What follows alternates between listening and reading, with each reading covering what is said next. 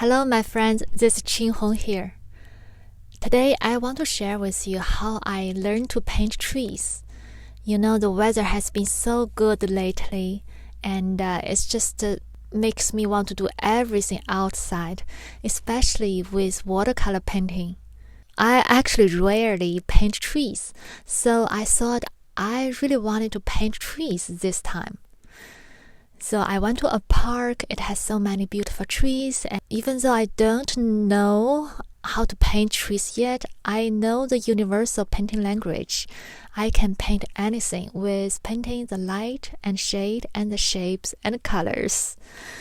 But the first two trees that I painted, I don't think they really look like trees. I think they look more like vegetables. Like this one is like a broccoli. My husband said that. And the next one is more like a lettuce. So I was thinking what went wrong, and I realized the trees are not solid like the vegetables, and they're all leaves, and there's just so much light in between, and I needed to leave out that light, that white, so give the right texture of trees. And that's what I did with the second two trees, and they look a lot better, I think, more like trees now. So now I'm coming back to the studio, and I want to learn from other artists and see how they paint trees. And I found this tutorial on YouTube by Eric at Cafe Watercolor. It's very helpful, and I will leave the link to his tutorial in the description box below. And I painted this maple tree. I think it turns out really well. So I felt encouraged, and I wanted to try on my own to paint what I like to paint. And I just felt really cool to paint the cherry blossom. To me, that's the most beautiful tree. And it is challenging, but I felt it in the heart, and my heart craves to paint this tree. So I just say, okay, let's do it. So this is the cherry blossom I painted. There's still a lot of space to be improved. I felt happy. Not because I painted a glorious painting, but because I did what my heart wanted me to do, and it's just happy that way. And I also have more experience in trees. I'm just continue to learn. So next, I want to show you how I paint a cherry blossom and share with you some of the tips and knowledge I have learned so far.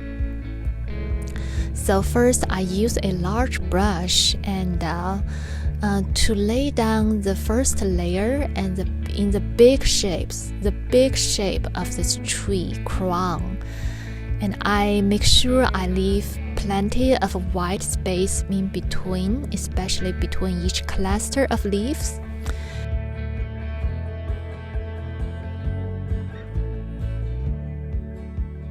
And next, I drop in some yellow colors to indicate the sunshine and the light.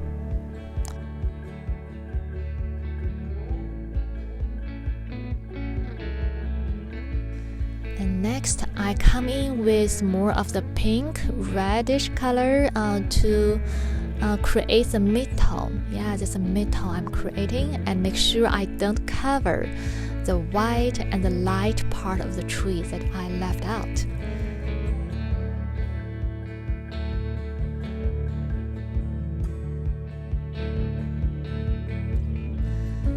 So I continue to build the shape by creating the shades. So I'm using ultramarine blue mixed with some violet, some rose color to indicate the dark part of the tree and creating more of the shades.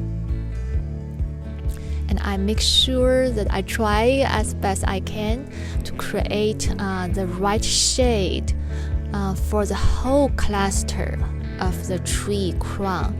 And also for each cluster, I also create the right shade for each individual cluster of the leaves.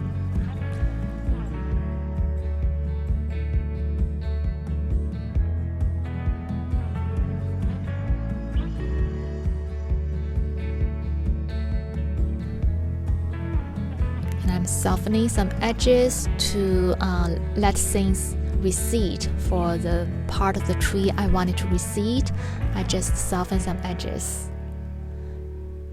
So next, I'm ready to put in the tree trunk, and I mixed some burnt umber and violet, my go-to dark mixture.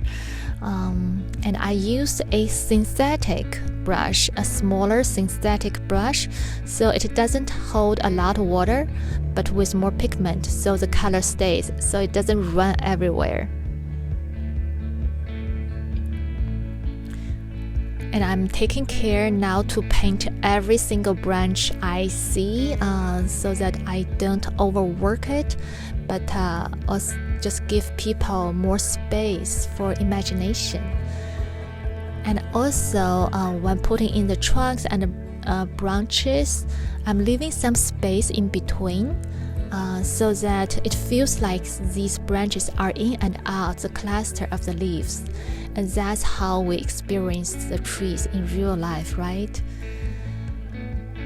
So in those white areas that I left out, now I can go in and put in some smaller tree branches.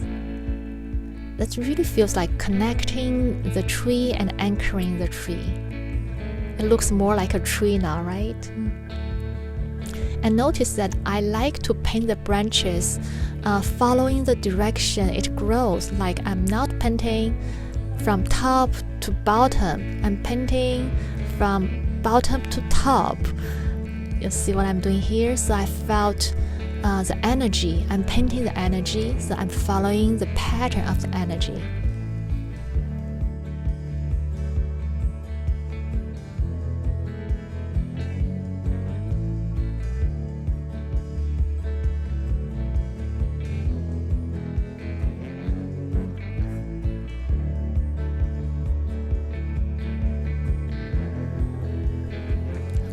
Now I'm quite happy with how this tree is turning out. So next I'm using a bigger brush again, but it's quite dry, and I flattened the tip of the brush, so I'm coming in to create some texture, especially around the edge of the tree, so that it's easier for people to tell, oh, okay, this may be a cherry blossom, more likely a cherry blossom.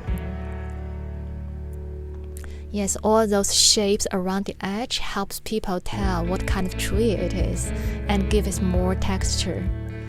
And finally, I'm splashing some pink dots on my tree. Just makes feel like there's leaves or flowers, petals flying in the air. I always love to do that. It just creates such a lovely atmosphere. Okay, here is the tree, the cherry blossoms that I have painted. I really like how it turns out because I love how the color fusion together is soft.